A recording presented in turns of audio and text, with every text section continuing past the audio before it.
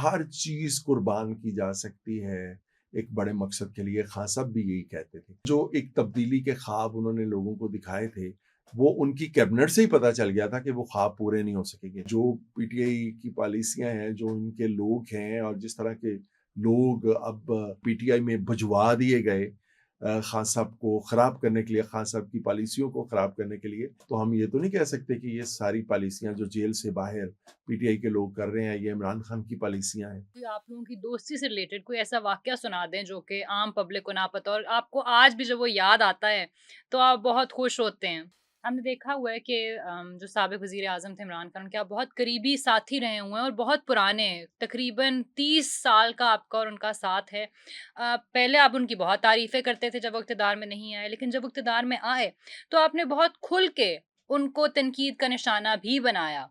तो क्या दोस्ती खराब नहीं हुई थी उसके बाद आप दोनों की? देखें, हर चीज़ कुर्बान की जा सकती है एक बड़े मकसद के लिए। खान साहब भी यही कहते थे।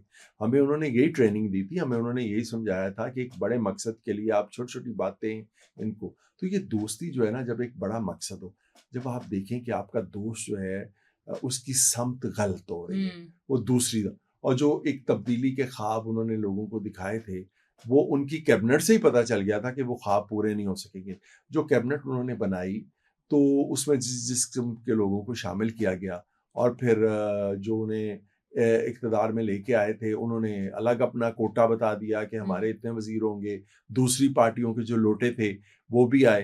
तो हमें तभी पता चल गया था कि खान साहब जो हैं, वो मसलहतों का और मजबूरियों का शिकार हो जाएँगे हुँ। और उन मसलहतों और मजबूरियों की वजह से वो जो उनका तब्दीली का ख्वाब था, जो उन्होंने लोगों को दिखाया था और जिसके लिए लोगों ने उन्हें वोट दिए थे, वो पूरा नहीं हो सकेगा और ऐसे ही हुआ। तो फिर जब हमने देखा कि ऐसे ही हो रहा है, तो फिर हमने सोचा कि दोस्ती को जो है एक तरफ रख देते हैं और जो सही और सच्ची बात है, उसको लेके आगे चलते हैं। तो अब दोस्ती कैसी है आप लोगों की? अब तो मैं जब से वो वज़ीर-ए-आज़म नहीं रहे और उसके बाद ख़ुसूसन जब से वो जेल में हैं, तो मेरी हर मुमकिन हद तक कोशिश होती है कि मैं उनके खिलाफ कोई बात ना करूँ। मुझे मतलब मेरा ज़मीर ये इजाज़त दो हुँ। कि मुझे पीटीआई की जो मौजूदा कुछ पॉलिसियाँ हैं, उनसे मैं बहुत इख्तिलाफ़ करता हूँ। लेकिन मैं ये समझता हूँ कि इस वक़्त उनकी पोज़ीशन एक मजबूर आदमी की पोज़ीशन है। तो जो पीटीआई की पॉलिसियाँ हैं, जो उनके लोग हैं और जिस तरह के लोग अब मुसल्लत हो गए या मुसल्लत कर दिए गए या पीटीआई में भिजवा दिए गए खान साहब को ख़राब करने के लिए, खान साहब की पॉलिसियों को ख़राब करने के लिए। अब हम उन सारी चीज़ों को पेश-ए-नज़र रखें, तो हम ये तो नहीं कह सकते कि ये सारी पॉलिसियाँ जो जेल से बाहर पीटीआई के लोग कर रहे हैं, ये इमरान खान की पॉलिसियाँ हैं। तो हमें तो एतराज़ तब था जब इमरान खान गवर्नमेंट में थे कि तब वो अगर चाहते तो अपनी अच्छी पॉलिसियाँ जो हैं नाफ़ज़ करके कोई बेहतरी ला सकते थे। अब तो वो एक मजबूर इंसान है, जेल में बैठे हुए हैं, पता नहीं बाहर जो लोग कर रहे हैं वो इमरान खान की हदायत पे कर रहे हैं या किसी और की हदायत पे कर रहे हैं, इसके बारे में तो हम कुछ नहीं कह सकते। तो इसलिए अब जी नहीं चाहता कि हम गैर ज़रूरी तौर पे उन पे तनकीद करें। जब से वो जेल में हैं तब आपका उनका कोई राब्ता हुआ मुमकिन उनके साथ? नहीं, मेरा उनके साथ कोई राब्ता नहीं हुआ। मैंने 1-2 दफ़ा कोशिश ज़रूर की, लेकिन ज़ाहिर है कि अब तो ख़ास लोग हैं, उनकी इजाज़त दरकार होती है, फिर उसकी बहुत एजेंसियाँ उसकी क्लीयरेंस करती हैं, हुँ। बहुत सारे मामलात हैं, तो बड़ा मुश्किल है अब उनसे मिलना। चलें बहुत करीबी आपके साथी तो रहे हुए हैं। उनकी ज़ात से नहीं, अब मुताल्लिक भी हैं मैं अब भी समझता हूँ देखें, हुँ। मैंने क्या जुर्म किया? मैंने यही जुर्म किया ना कि मैंने जो सच था, हुँ। वो मैंने लिखा। तो मैं अगर कहूँ कि अच्छा वो मुझे एक बात कहते थे कि जब तुम मेरे से बात कर सकते हो तो लिखते क्यों हो मेरे खिलाफ? हुँ। मैं कहता था जब आपसे बात करने का कोई आप पे असर नहीं होता फिर लिखता हूँ। इसलिए लिख देता हूँ। इसलिए लिखता हूँ कि मुझे भी अपनी एक भरम और साख जो है वो बहरहाल एक बरकरार रखनी है। तो अगर सच बोलने से कोई समझता है कि ये मेरी दोस्ती से ख़ारिज हो गया है, सच बोलने से अगर कोई समझता है कि अब ये मेरा दोस्त नहीं रहा, तो वो समझता है ना, मैं तो नहीं समझता। मैं तो अब भी उन्हें अपना दोस्त समझता हूँ और उनके लिए दुआ गो हूँ कि अल्लाह उनकी मुश्किलें जो है वो आसान करे।